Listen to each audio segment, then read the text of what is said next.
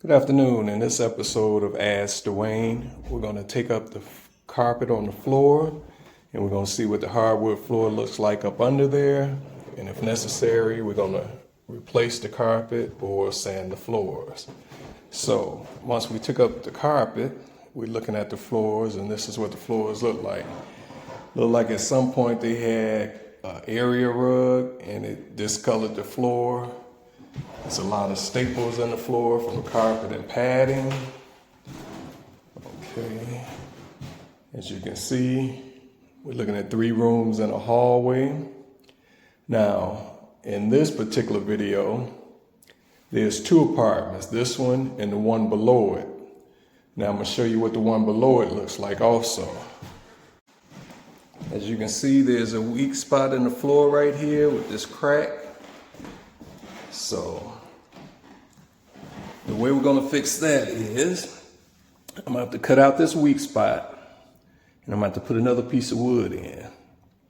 Okay, the way I'm going to do that is I'm going to cut a couple of angle slots in it so I can remove that piece, because this is oak hardwood flooring and it's set up like this. It's called tongue and groove flooring. See, here's your tongue on this side, it's protruding out, and here's your groove on the other side. And the way they interlock is the tongue goes into the groove. And there you go, that's how you do it. So it's hard to take out unless you cut the wood. So we're gonna cut the wood, take out a piece, and then we're gonna put one of these pieces in its place. And I'll show you how that's done. Then we're gonna sand the floors and put polyurethane on it. These are the things you're gonna need. You're gonna need a decent saw. This is a circular saw. You're gonna need a drill with a bit about the same size as your finish nails that you're gonna install. You're gonna need some finish nails. Of course, you're gonna need the wood, a tape measure, a screwdriver to help pry up the wood, a hammer, a chisel, and this is called a nail countersink, and that's so you can tap the nail in below the grade of the wood, so when you're sanding it doesn't hit that. Okay, so let's begin. Okay, safety first. We're gonna put on our goggles and we're gonna cut into the floors, cut some slots in there.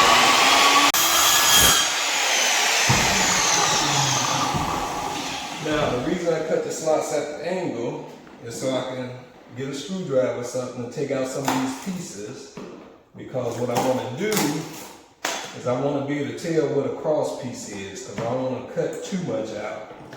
So when you cut these pieces out, you'll be able to stick your ruler up under there, and the ruler reach and hit the cross pieces, and you can tell exactly where to finish cutting. Okay, or you can stick some kind of screwdriver in there. Okay, you see how easy these pieces are coming out once you cross cut it? Okay, because remember it's tongue and groove, so let's see, tap this. Got a chisel here, put it right there on the help pry it out. And voila, it came right out. Okay. So let's get this other piece out here.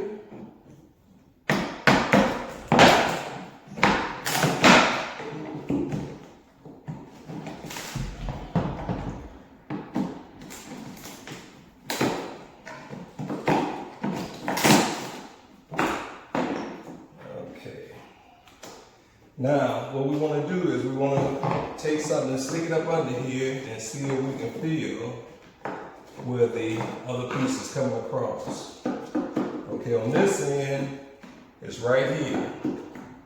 So we're going to cut right across here, and there'll be a one end here. And that way the bottom of this will rest on that end.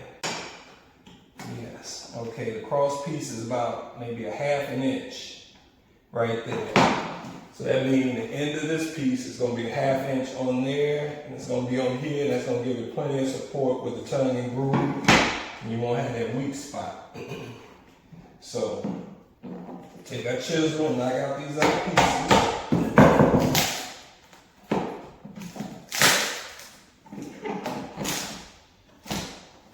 Okay.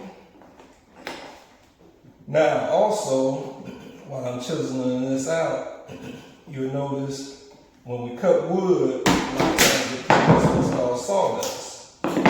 Well, this sawdust is actually the same color as this wood we're going to replace it with. So if by chance you should happen to make an overcut with your saw or have a spot that needs to be filled in, don't go to the store and buy wood filler or anything. Take your sawdust, get you some wood glue, mix it with the sawdust, and use that to fill in any overcuts. And then when you sand the floor, you won't even be able to tell it. Okay? So that's how you do it. And make sure the floor matches. So now I'm taking my chisel and I'm just cleaning up the edges. Remember, this is oak, so it's hardwood, so try to get you a sharp chisel. You can use a little sharpening, but I'll show you that maybe in another video, how to sharpen your chisel.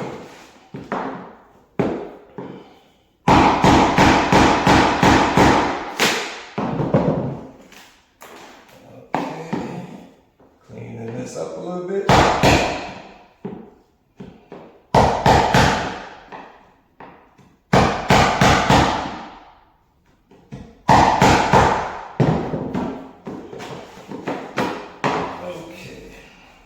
Pretty good. Nice and clean. Tongue and groove cleaned out. No pieces in there. One piece right here. Let's get that out of there.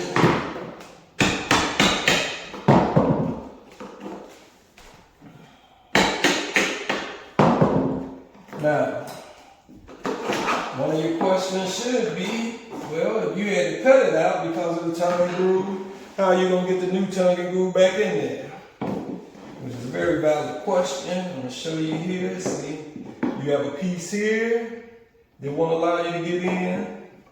And then what we're going to do is we want to keep the tongue on, which is this piece. We want to keep that on. But when you flip it over where the groove is, we're going to cut the bottom, just the bottom piece of the groove off. And then this will fit right in there and drop in place. Then we're going to take our finish nails and our drill. We're going to drill 2 holes on each end to go right in the piece going across, which I'm going to show you in a second. And then we're going to tap that down. Right now, let me show you what this looks like. Okay. So, this is what we're seeing now. You can see right here is a lip, about a ½ an inch. That's where the new wood's gonna fit on that lip. You can see the tongue is still here, and the groove is still over here on the old side, and here's another lip. Okay? So, that's what we're dealing with. Now let's say you cut too far or don't have enough, you can actually put a filler in between there, that size. You have to measure the piece of wood there, slide it up under there, and then you can actually make a lip wherever you need it to be. Okay? Now, I'm gonna put this back on the tripod. Okay, now we're gonna adjust the saw blade to take off this lip off the groove. Okay, so let me show you what we did. I think the camera didn't videotape that last part, but I'll take it off the gimbal and show you. So what I did is I took my finish nails and I put 4 nails in it on the ends. Okay, then you don't want to hammer them in too deep, just to the surface. Then you're going to take your nail setter, countersink tool, hit the top of the nail head, and it's going to drive it into the wood. Did you see that? Okay, now the sawdust that we have laying around, you can take it, mix it with some wood glue, and create a filler. And like this little spot here where the saw went too far, I can take that, fill it in with the sawdust. Once I wipe it off smooth, it'll be the same wood color and grain as what's on the floor already. Now if you notice here, you got a lip. This was fresh wood. It had never been sanded. So when we sand the floor, we're gonna sand it smooth down to the surface of the old wood. And then the old wood is gonna look like the new wood. And then we're gonna polyurethane the whole floor, and it's gonna look like a new floor. Okay, now I'm gonna show you how to drill and countersink the nails in the bedroom, because I don't think the picture took in the living room. So we're gonna drill in the end here. All we need is two.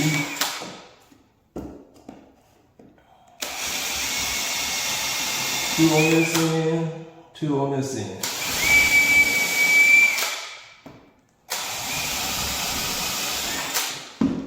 Then take a hammer, tap it in.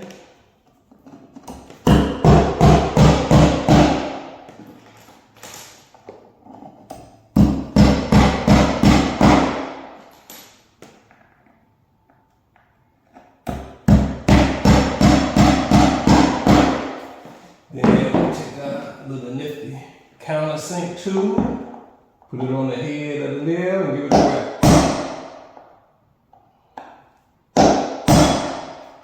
And you want to countersink below the wood grade, so when you sand, then it doesn't hit the nail head.